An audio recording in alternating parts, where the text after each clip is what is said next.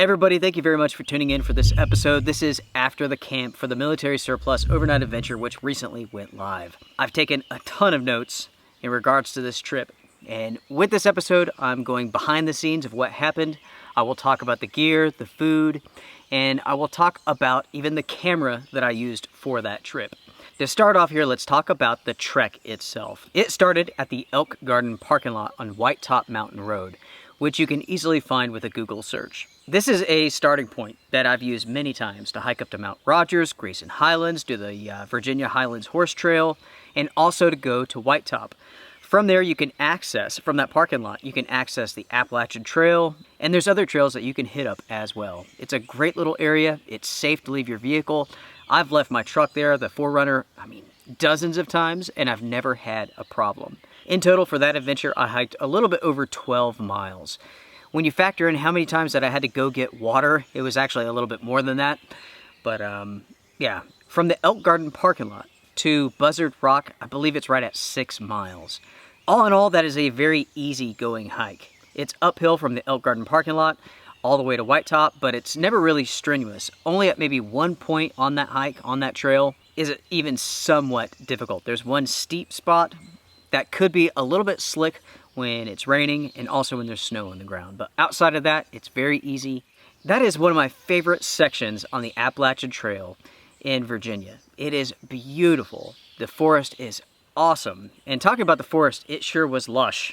It was so lush, in fact, that I wasn't able to film really any outside shots of me hiking. Everything was like me walking towards the camera or walking away because everything was just so bushy. Talking about White Top Mountain, the elevation is 5,520 feet, and it is the second highest summit in Virginia. And it is the highest point that can be accessed via vehicle. Talking about that for a second, if you want to drive up to White Top, you can do so.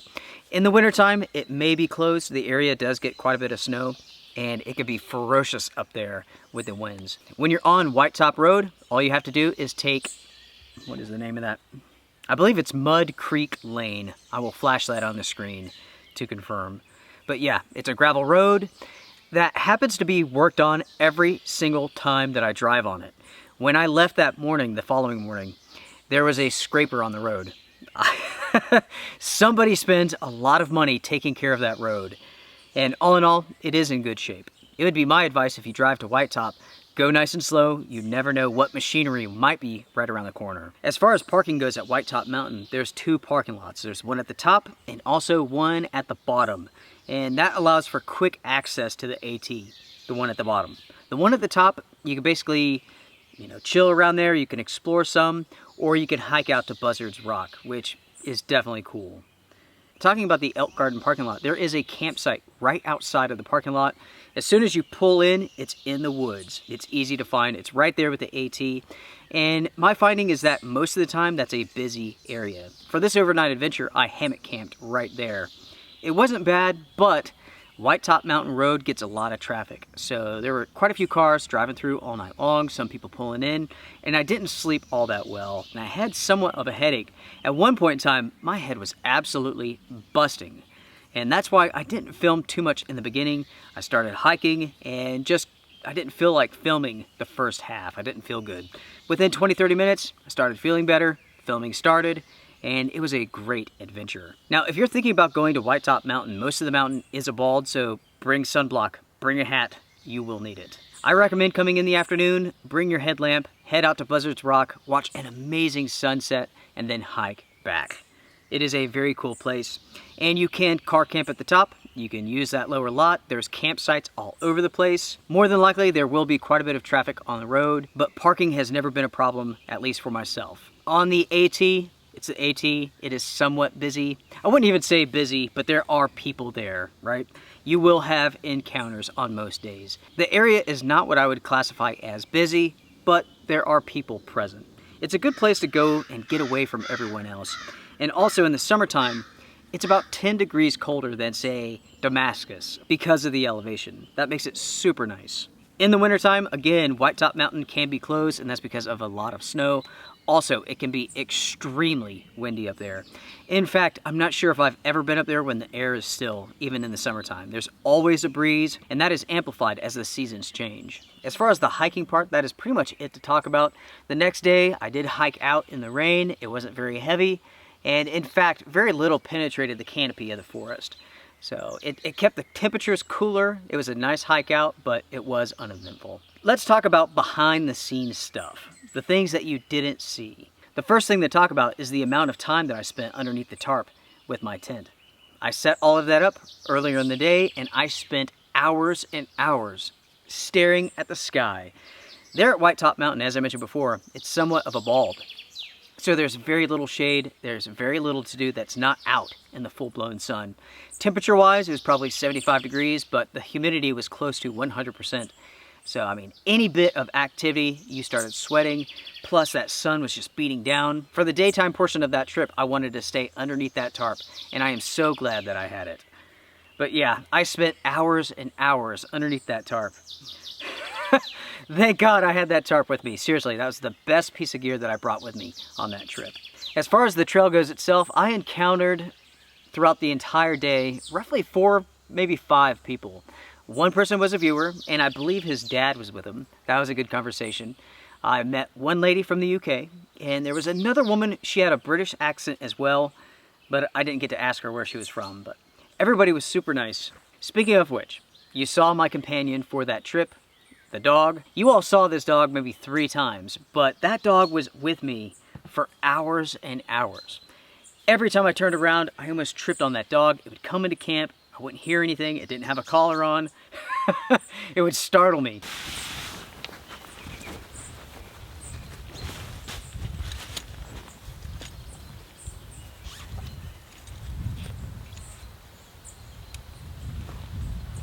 Oh, hey, bud. Hey. Hi. Hi, good dog. Oh, yes, you're a good girl. Good doggy. Yes. Yeah, I know. Oh, I know.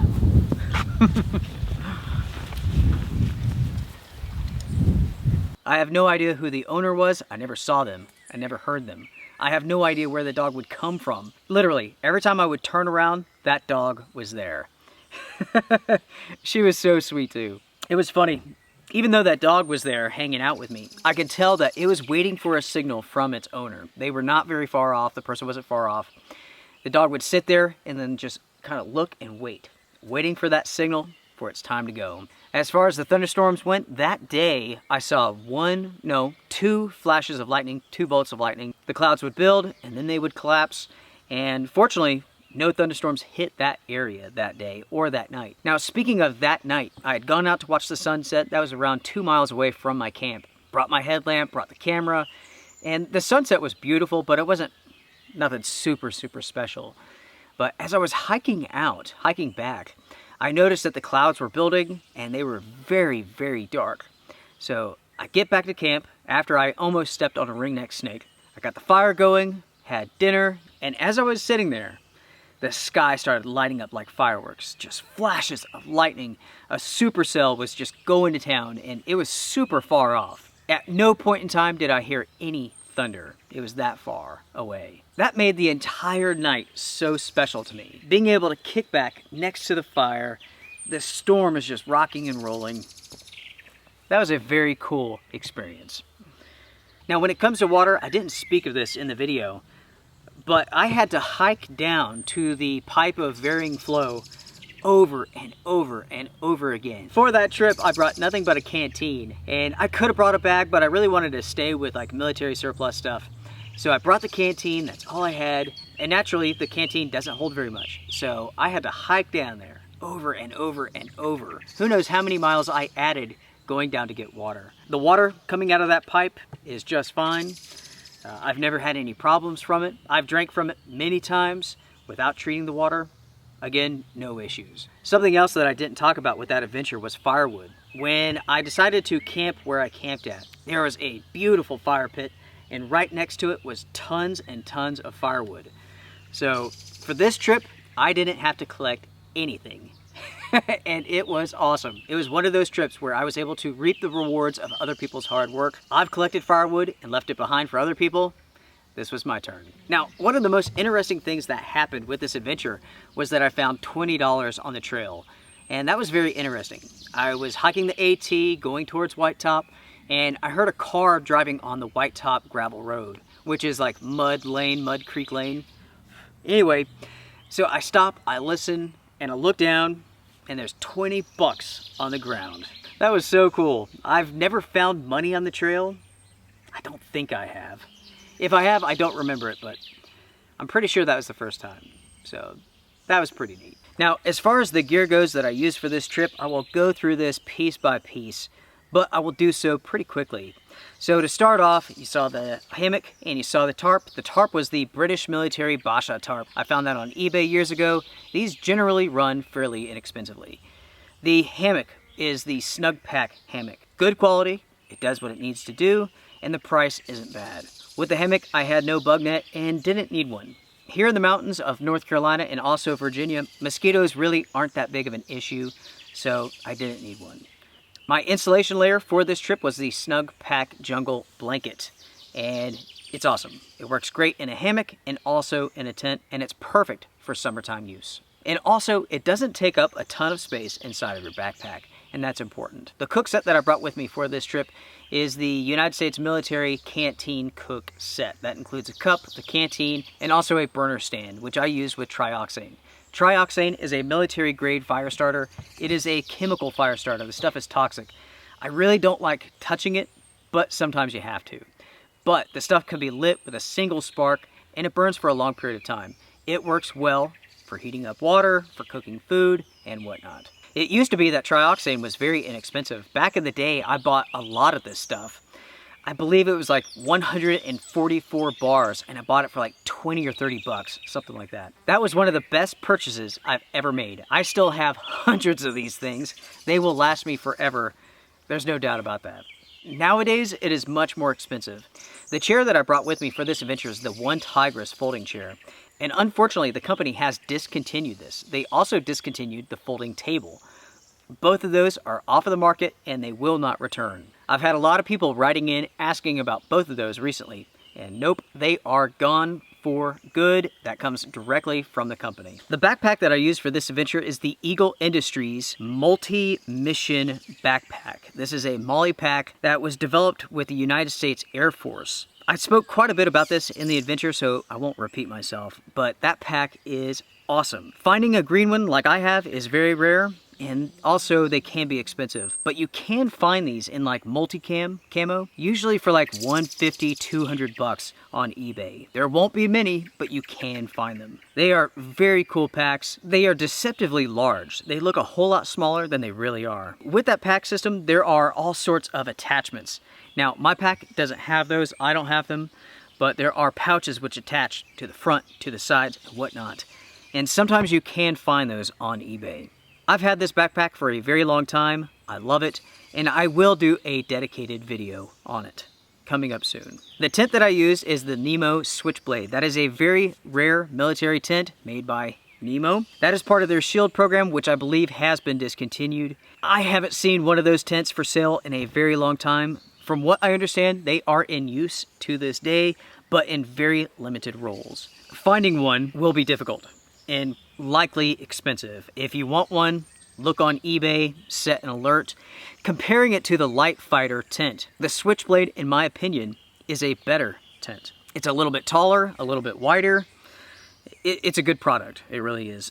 The MRE that I ate on that trip was fantastic. That was a British MRE.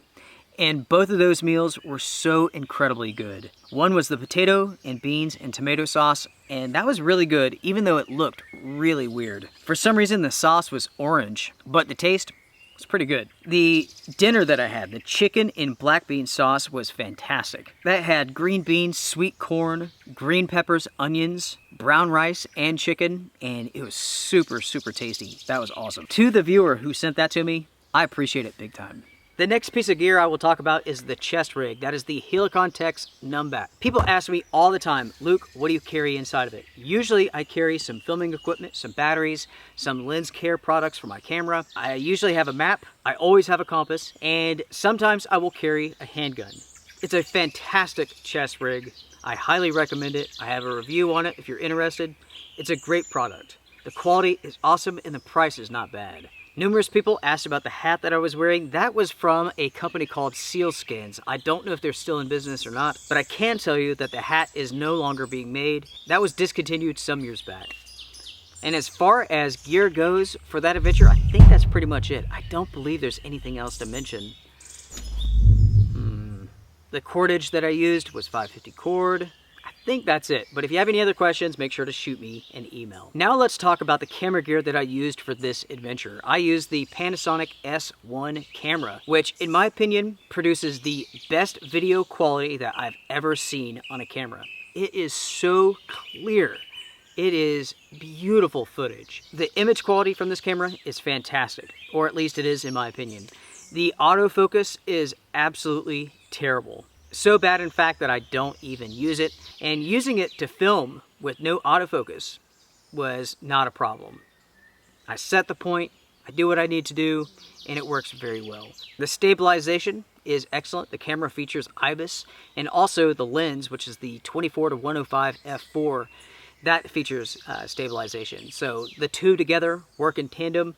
And in my opinion, it's a very stable camera. The system allows for a lot of handheld shooting with very little jitteriness or wobble. Speaking of the lens, the optical quality is fantastic in my opinion.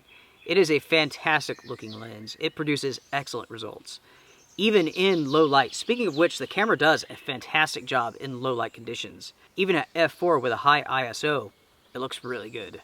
I've already talked about the poor autofocus capabilities of this camera, but another con to it is that it is super heavy. The camera itself is very large.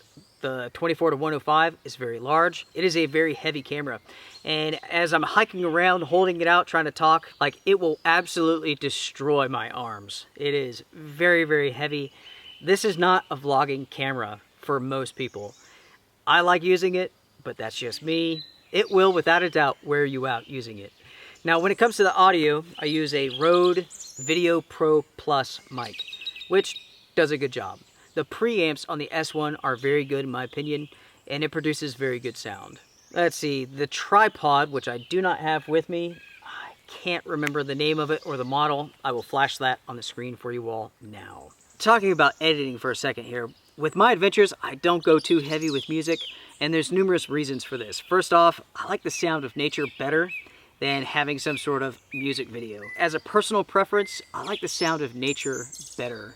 I like my videos to be, somewhat cinematic, but really more realistic, right? I want you to hear everything. I want you to see what the world truly looks like. I don't want to heavily grade the footage to the point where it's not realistic or it's too moody or something like that. It's just not my style. Some people ask about drones and why I don't use them on the channel.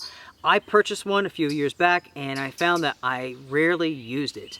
And the thing is, I prefer not to fly them. They make a ton of noise. They're irritating to other people. When I was out for this adventure, somebody was flying a drone. They were filming themselves driving up to the top of White Top. And I had to listen to that for maybe 20 minutes. They drove up, spent a little bit of time, and then drove down. And the entire time they were flying it. And I don't want to do that to other people. I have too much respect for other people who are out for their adventures than to fly one. I don't want my trip, I don't want whatever I'm doing to have a negative impact upon other people. When you head off into nature, in my opinion, it should be about peace and quiet and not a freaking drone flying around, right? So that is why I don't have one. It really is more of a out of respect for everyone else, I'm not going to fly it. Yes, it looks cool. I could drive around in my truck filming some amazing stuff, filming with the drone, but in the end, I'm just being a in a way. So I'm just not going to do it. It is pretty much time for me to wrap up this episode, and to do so, I want to talk about the one thing that was on my mind the most when I was sitting on top of White Top Mountain, just staring at the sky, like the storms build and collapse. I was thankful to be there at that time. I was thankful to be sitting there underneath the tarp. The temperatures weren't bad. I was watching a beautiful sky, dynamic, constantly changing. It was a very cool experience. And with any trip that I go out for, I'm always thankful to be there. I was thankful for good health, not having the coronavirus and whatnot, having the ability, the freedom to hike, to do what I want to. I tell you what, folks, we have it good. Everybody watching this video right now has it good in their own way. And in the end, I'm thankful for you all for watching my adventure. I do appreciate it big time. I appreciate the views, of course, the likes and all that junk, but I appreciate the comments. I appreciate the emails and the messages on Facebook and whatnot. Every week I spend hours and hours talking with so many of you, and it's a blast. It really is. I can list off tons and tons of names of people that I've been speaking to and the friendships that have developed over the years.